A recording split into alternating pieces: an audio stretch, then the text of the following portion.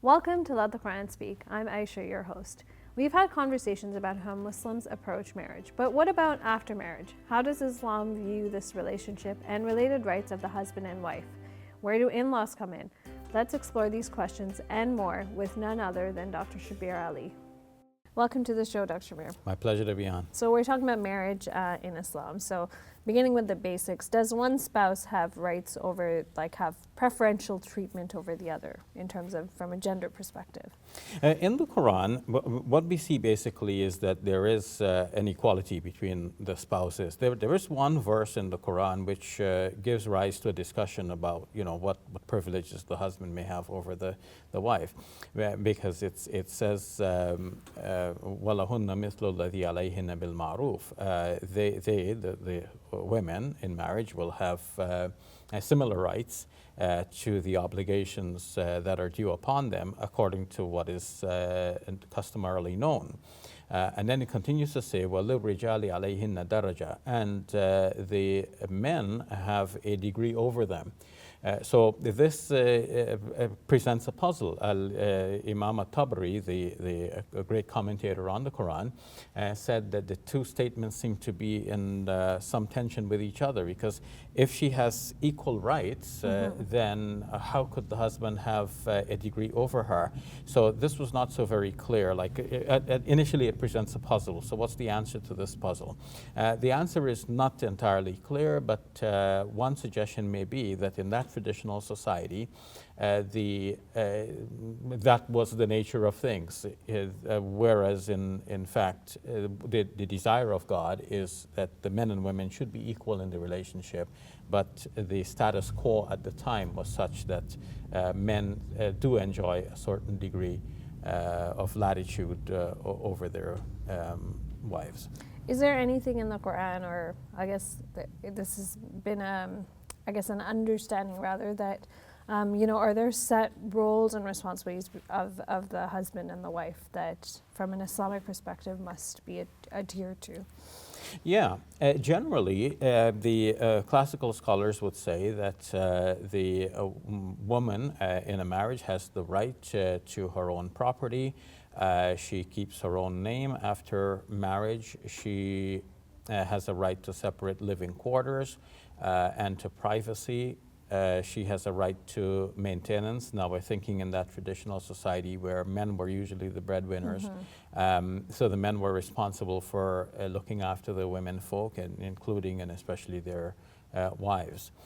On the other hand, they said that men had, and this is how they described it in classical times, that the men had unlimited sexual access to their wives, and this seems to have been the primary duty of the wife. So a few scholars would have maintained that the wife is also responsible for cooking and cleaning and things like that, but most would have said that it's just that one thing. The woman in entering into this marriage relationship is granting her husband sexual access to herself. Of course, much of this will be rethought in our modern times and is being rethought, but I'm just describing how it was put.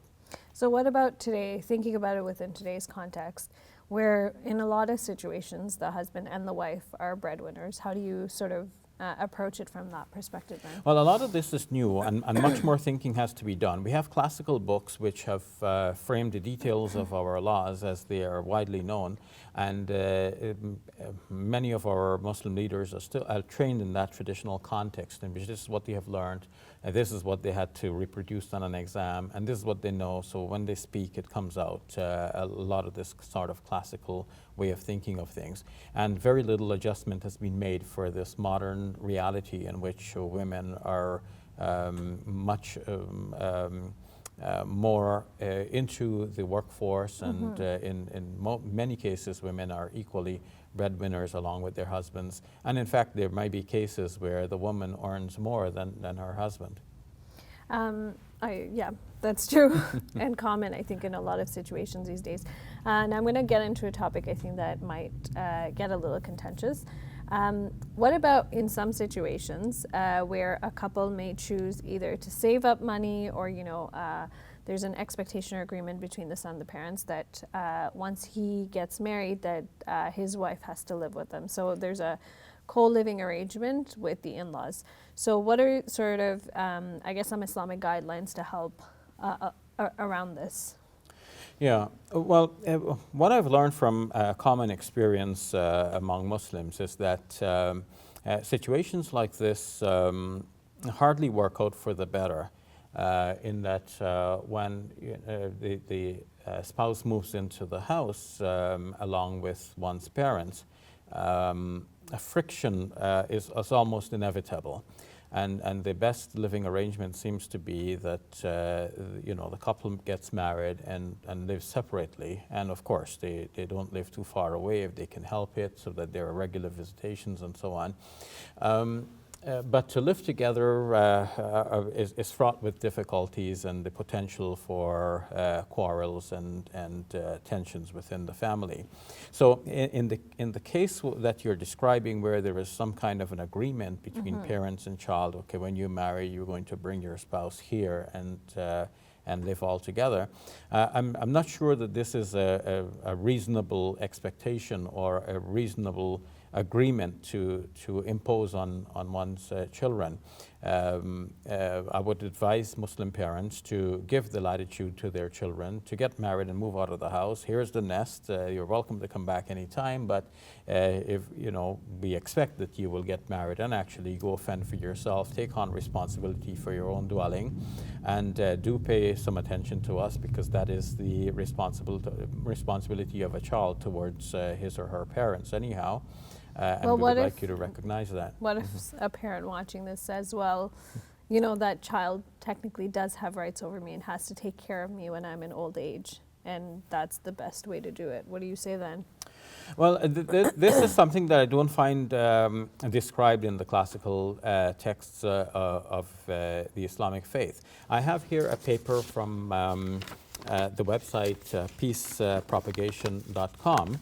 It's a list of stipulations regarding the rights of a daughter-in-law in Islam.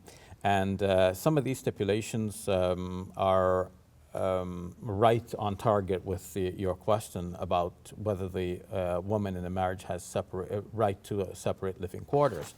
So, for example, it says here in stipulation number 10, with regard to her living separately, her husband has to ensure that she has a place where she can live separately, but there's nothing wrong with his parents living in the same place with her if the house is big enough and if that will not cause her any harm. But more on this is that stipulation number 6, she has every right to a separate house in which she lives with her husband and children, and she has the right to privacy. If her husband wants her to live with his family, and he will not be disobeying his mother if he allows you that. Okay, so the sentence needs a little bit of deconstructing here. So she has every right to have a separate house in which she lives with her husband and children, and she has the right to privacy. If her husband wants to live with his family, and he will not be disobeying his mother if he allows you that. So it seems now it's a little bit unclear, but it seems that if the husband wants to live with his family, in a way that's fine, but the wife still has the right to a separate living quarter where she can live with her children. The wise and intelligent man weighs things against the standards of Sharia and gives each person who is entitled to rights his or her due, and so on. Okay, stipulation number 7. Her husband has to honor his parents, and she should help him in that. She should not be the cause of a split between him and them. She will see the consequences of that in her children, God willing. Number 8, her husband's visits to his parents should be on the basis of need. Something may happen to his parents which require their son to visit them a great deal, such as sickness and the like. Her husband has to pay attention to that. In such a scenario, she must cooperate well with him and assist him in taking care of his parents. But you see that they fall short here of saying that he has to live with his parents. Yeah. So the basic presumption is that the man marries and it provides a separate living quarter for himself and his wife and children. What about the situation I've heard of, many stories where the wife agrees to live with the parents, but then there's a lot of mistreatment of the wife, I guess the daughter-in-law, in terms of, essentially having to work constantly, work outside of the home, work inside the home. How do you balance that from an Islamic perspective? Well, the girl who gets married is not like a servant newly found. She has rights, and we have to recognize those rights. And in the same paper that I just introduced, this is mentioned as well. It's not that the girl has to serve not only her husband, but then her husband's parents, and then also the husband's siblings as well. Mm-hmm. In fact, this is apparently a known phenomenon, and this is why we find that it's mentioned in like a piece like this. Stipulation number 1: daughter-in-law does not have to obey anyone among her in-laws, whether mm-hmm. that be her husband's father, mother, brothers, or sisters, in any matter, major or minor, unless they tell her to do something which is obligatory according to Islam, or forbid her to do something that is haram. In such matters, she has to obey, whether that comes from a relative or a stranger, an in-law or anyone else. And then, of course, stipulation number 2, they do not have the right to force her to do anything like how to cook, how to dress, and so on, and so on. And they do not have the right to demand that she serves them in like things like mm-hmm. cooking and cleaning and things of that nature. And that's not just one lone source. Here I have a book entitled Baishti Zewar, mm-hmm. Translated as Heavenly Ornaments. It's a book written by Maulana Ashraf Ali Tanvi, may God have mercy on him. He's a well-known and respected scholar from the Indo-Pak subcontinent, and this book itself is highly prized. Many of the scholars from that region say that if you master this book, you're already half a scholar. Oh, wow. Because the book is a digest of Islamic law, everything mm-hmm. stated in brief, to the point, and as per the idea of separate residence, here it says in part 10, page 249 of this edition, Masala 1, under maintenance of the wife, and then residence, Masala 1, husband is responsible to provide a residence for his wife in which no other relative of the husband resides, so that both of them may live there freely. But if the wife herself agrees to live with other relatives of her husband, then it is permissible. So she can, by her own agreement, live with in-laws. Mm-hmm. But that's not a requirement, and that cannot be imposed upon her. Now, you had asked about aging parents, and I don't propose to have the final answer to this.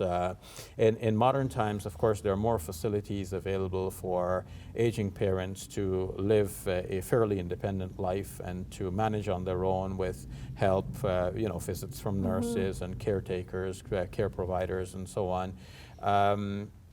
So that reduces the need for children to live with the parents. But in most cases, we will find that if children are dutiful enough, then their care for their parents will be the best care that can be provided. So if children can take their aging parents in to live with them, this will be a happy arrangement for everyone. They will have the satisfaction that they have cared well for their parents in their old age, and the parents will also have the, die with the knowledge that the children have been so dutiful to them right up to the very end. But having said that, we have to weigh each situation separately, because if, for example, parents are in their old age in great need of constant attention, mm-hmm. and that will become too much of a burden on their children, maybe some other living arrangements would be more suitable. Sometimes the parents live with one sibling with the expectation that other siblings will pitch in and help and relieve some of the stress from that situation. But you know, it's out of sight, out of mind, and the other siblings tend to neglect the parent who's living with the one sibling. So families have to discuss these matters and find a suitable arrangement so that everyone is happy. But it should not be automatic that, you know, boy gets married, he brings the girl into the family, and then the family becomes like a domestic servant and then becomes burdened with looking after the husband's parents. She has parents of her own, and the Quran stresses the rights of our parents on us. And naturally, the Quran's insistence that our parents have rights on us would mean that her parents have rights on her too. So now she cannot be like serving both sides, her own parents and also her husband's parents, unless this be by her own volunteerism. If she says, yeah, I'm happy to do that for the sake of God and to make everyone happy, and that makes me happy too, well, then yes, but it cannot be imposed upon her. I'm sure there's lots more to say, but we're out of time, so we'll leave it for another segment. Thank you very much, Dr. Shabir. You're welcome. Hey YouTube, we hope you benefited from this video. If you liked it, or if you didn't, let us know in the comments below. And if you're interested in learning more, check out some of our other videos. And don't forget to subscribe so you can get new videos every Monday, Wednesday, and Friday.